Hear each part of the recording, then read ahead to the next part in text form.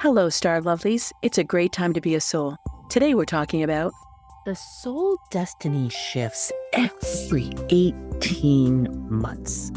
That doesn't seem to make any sense, right? Because you have your own soul destiny and it's one that you've chosen for this entire lifetime.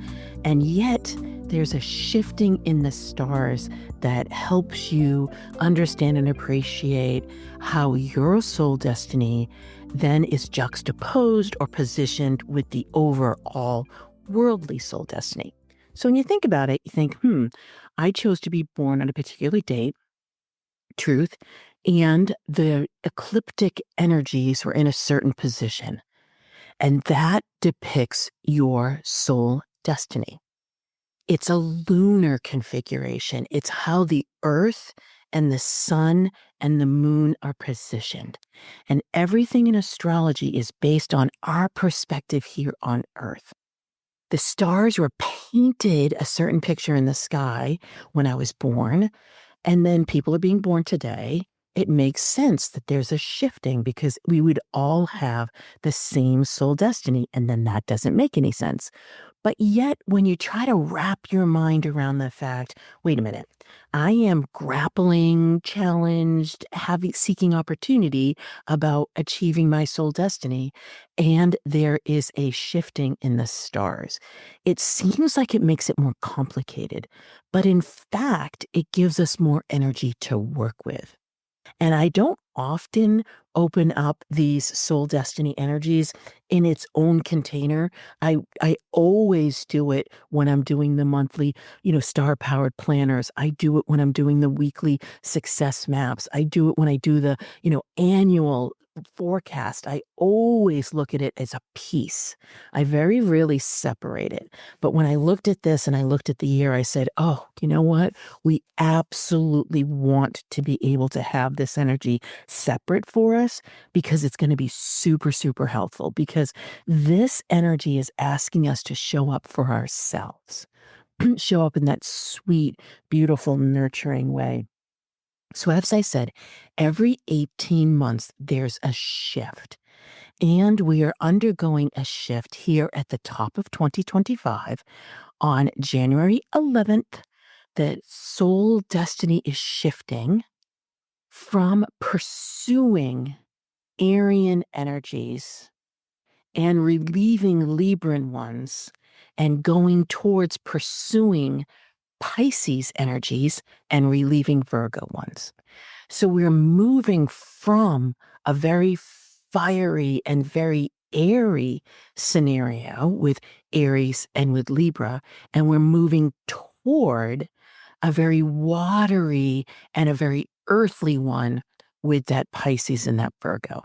But here we are, we're getting a little bit more of that underpinning of water and earth. It's going to be super helpful for us. The stars are always amazingly helpful because by the time we get to Q2, so many of the planets like Neptune and Saturn and Uranus are moving from earthly watery signs and they're moving to fiery air signs.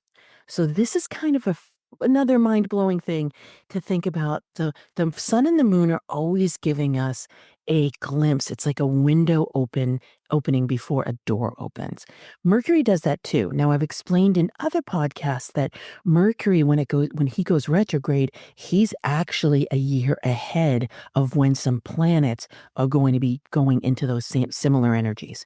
So here we have this ecliptic sun, moon, earthly configuration giving us that same opportunity. Here's a window that is actually staying open. So it's a little bit different. It's like Mercury's ahead, and then the planets come marching in, and then these ecliptic nodes bring up the behind, which is super helpful because think about it. It's really challenging for our minds to accept things. And that's the first step, right? Like our mind needs to be curious, open, a little bit clear in order for us to be handling new information. And then the rest of us can catch up. So that's why Mercury he's the air mental sign, right? He's the one. He's like, hey, I'm the canary in the coal mine. I'm going to help you kind of glimpse, a glimmer, if you will, of like something new that's coming up, then the planets come along and they say, hey, cool, we've got this. And then beautifully, the sun and the moon are like giving us that little support, almost like that chair or that crutch or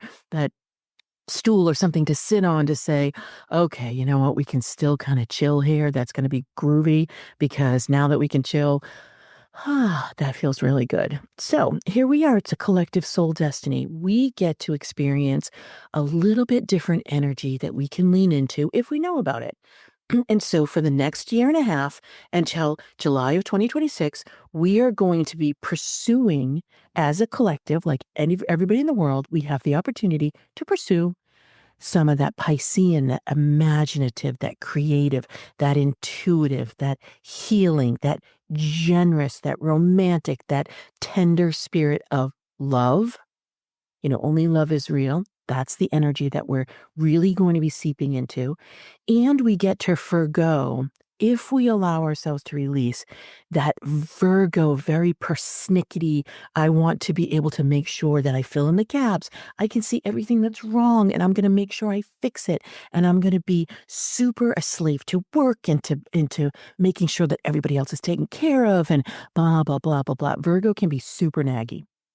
And I'm talking about her in that negative aspect because when we are looking at karma, we're always looking at what we want to give up, what we want to release. So I am going to be a little bit, I'm going to be a little bit of a twit with her and say, yeah, you know what? You can be super naggy.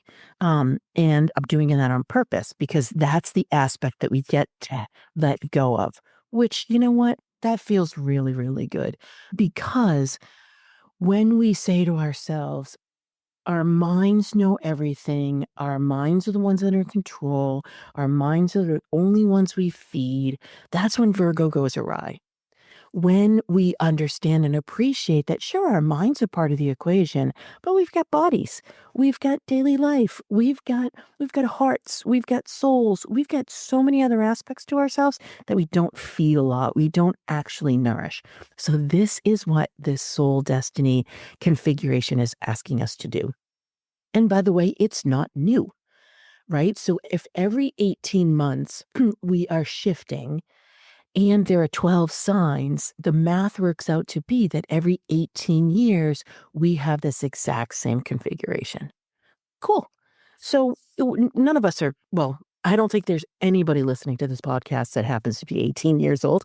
And even if you were, you would have had this glimmer because you would have been born under it. But those that are 18, 36, where's my math? 54. It's 72. Those are the people that are like, ooh, I chose to be born under this energy.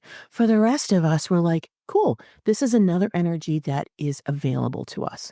So I can look at my own personal situation and say, hey, gee, what is my soul destiny? Groovy. And then how can that be super helped by the collective soul destiny? How can Pisces, with her imagination and beautiful ability to heal and to love and to be understanding the unity and the inclusion and the hidden secret facets of the soul.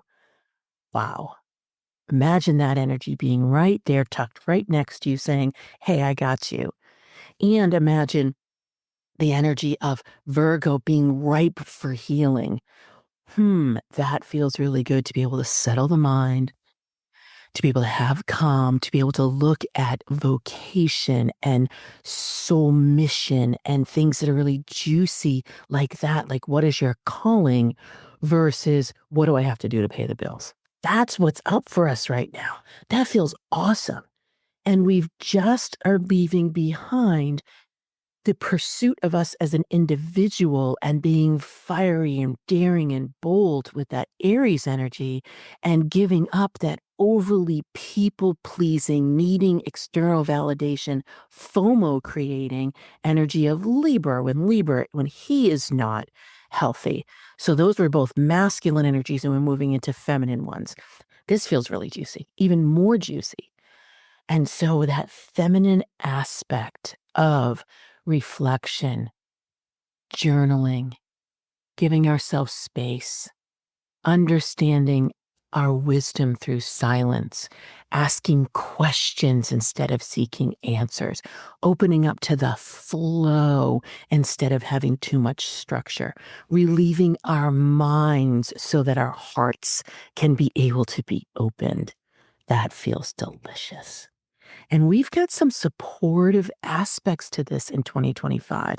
We first start off where Mars is helping to understand and appreciate that letting go of that Aryan Libra and moving into the Pisces and Virgo.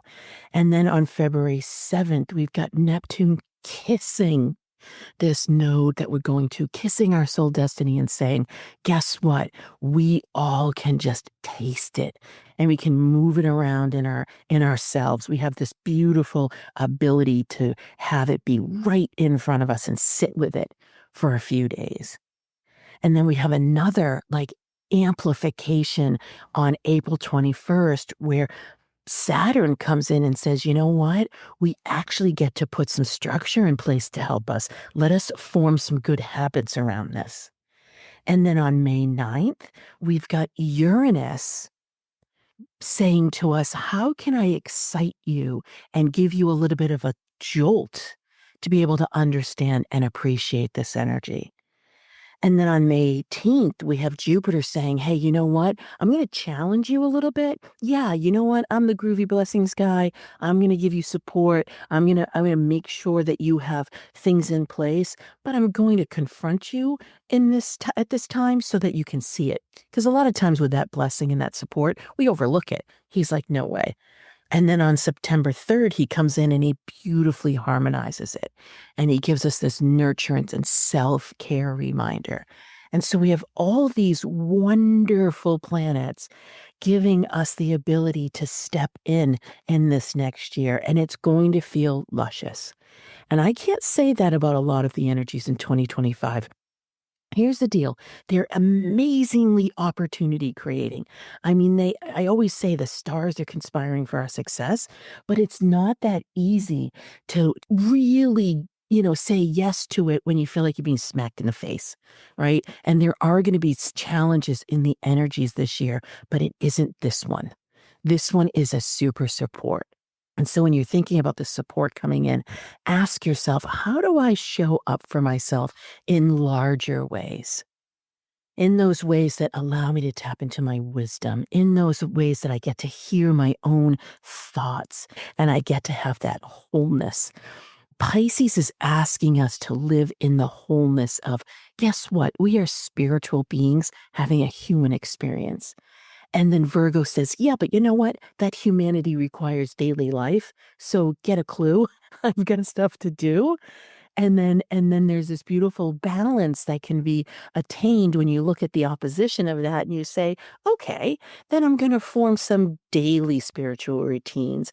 Then I'm going to be able to, you know what, build in some space on my calendar when I have stuff to do and really, go into my own passionate embrace. I'm going to leave some time for me to be creative and just instead of just having a task list. That is super yummy. And so when I look at this showing up for yourself and I look through the lens of how we choose to enter the world, do we do it mentally like the intuitive visionaries and the wise strategists? Do we do it through that connection with how we're doing with others the way that the ruling warriors or collaborative explorers do?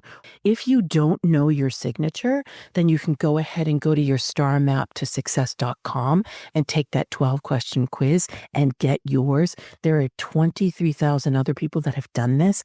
I'm always looking through this lens. This isn't a quiz you're just going to take and get a really interesting report. Like, let's give chops to like people who have quizzes. This is one that's living and breathing. And I'm looking at it every week when I do those success maps, every month when I do those star planners, every single time I'm doing these beautiful podcasts. I am going in and I am opening up the energies to you so that you can understand and appreciate, yes, the stars are painted in the sky and there's fate, but I have free will. And it's that beautiful combination of the two that outlines my destiny. So how are you showing up for yourselves? Well, guess what? Loving alchemists are going to simply adore adore this configuration. They're going to love that creativity of it. They're going to love the depth and the power of that intuitive wisdom, as they always do. And they are ready to leave behind that Virgo kind of nagginess. The two signatures that are going to have the most issues are wise strategists and ruling warriors. And they are because wise strategists love to have that checklist and the task list. And so they can succumb to Virgo more than other of the signatures. And ruling warriors don't really love that ambiguous, amorphous, kind of open-ended energy of Pisces. So they tend to like that, where am I? Where am I going? That measuring stick that Virgo provides. So for both of you, you're going to be having your ears up and open a little bit more when I'm going through how to show yourself up, because I'm going to be going through physically and mentally and emotionally and spiritually. So, to be able to shed the Virgo ways and to be able to go and open up to your brilliance, your genius, your wisdom, it takes well-being, your physical nature. So we think immediately of body and we think of habits. Sure, let's do that. But it's also getting things done. It's also like, how are you making things real in the world? That's also the physical nature. So when we think about that, ruling warriors are positioned beautifully as our wise strategists. This is going to be your best bet on being able to open up from an emotional and from a mental and from a spiritual perspective.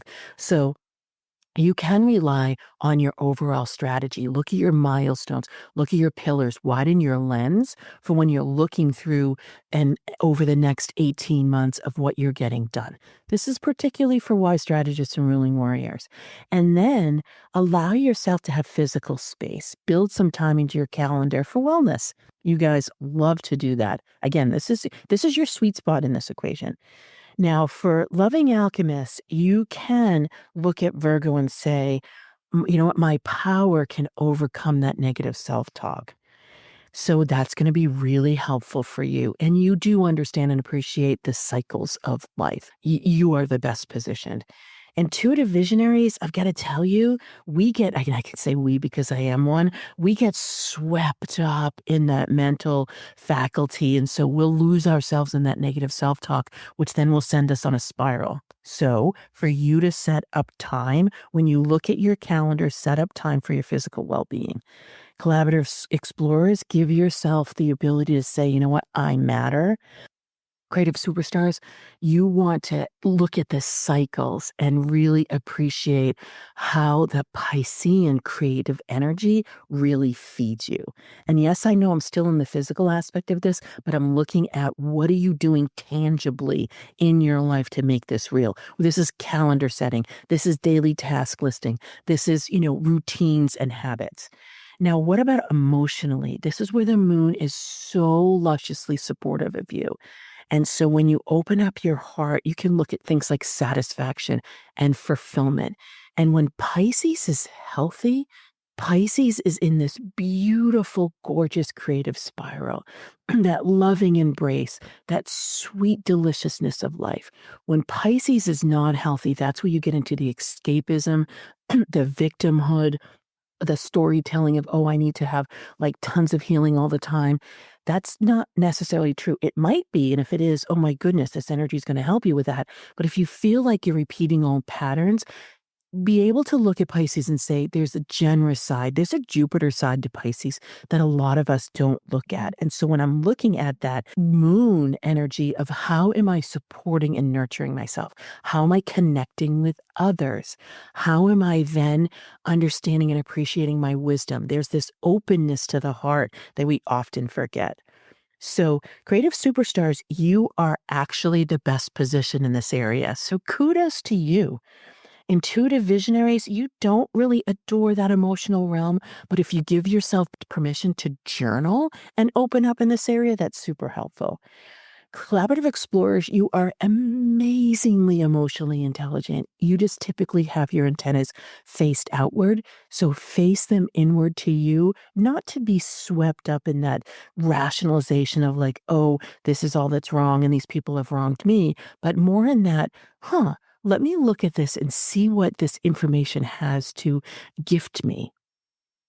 Wise strategist, this is a struggle for you. So put literally on your task list, how am I satisfied? How am I fulfilled? What did I do to make myself happy? That would be super, super helpful. And it would be helpful for you too, ruling warriors. Now, when I go in from that mental perspective, right, this is where Virgo kind of has our minds in a trap. Opening up to wisdom, opening up to observation, to imagination, to creating, to reflecting, to journaling, to perceiving, to intuiting. Think of those. I use action verbs on purpose because I'm looking to remedy Virgo, and she's very action oriented. As a matter of fact, she takes too much action. So when we find ourselves being swept up in the to-dos and the lists and that like just keep striving, just keep going, which is going to be very real. The struggle is real in 2025 on that because we're moving into fiery, airy energies. They're very masculine. This is one of the few feminine energies that we have available to us, and it's wispy. So this is why making sure we have those structures in place. So when you feel your mind running amok, breathe. Take those 1, 2, 3, breaths. Understand that you want to flow with the cycle. Recognize that you want to give yourself some space.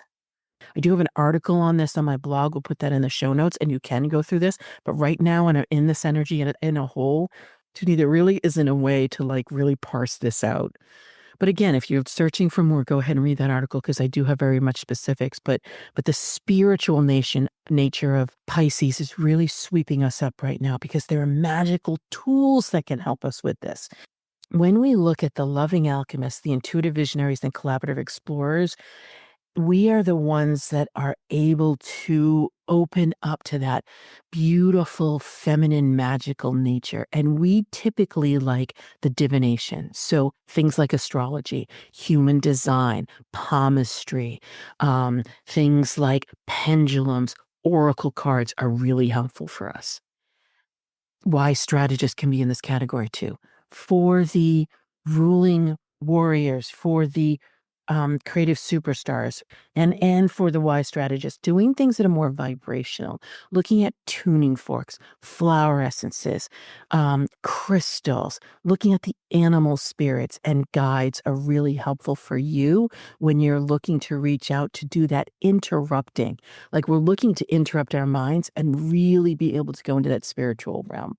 To be able to say, you know what, common certainty is helpful. That's what we get through those divination tools that I mentioned before of astrology. I'm going to talk about runes and oracle cards and pendulum. We get those answers that our minds are looking for. Vibrationally, we get to open up our hearts and we open up our bellies when we're looking at things that are sensorial.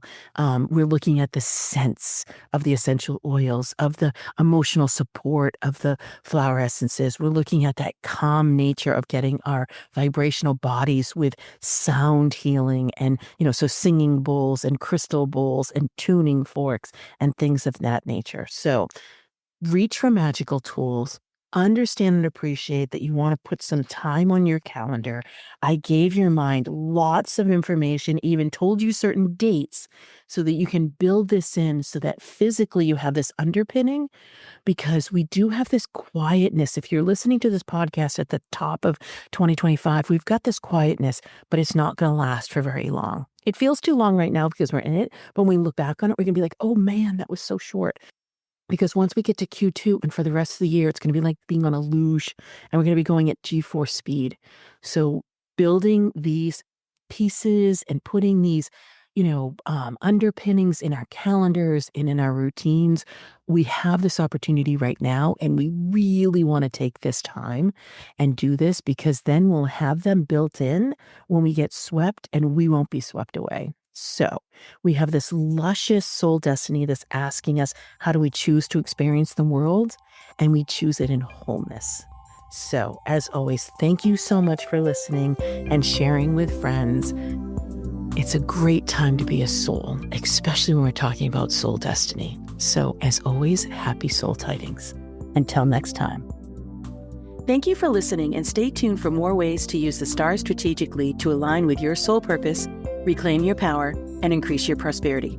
Please rate and review your favorite episodes, and remember to check out my website at kimwoods.com for my latest forecasts, articles, and offerings.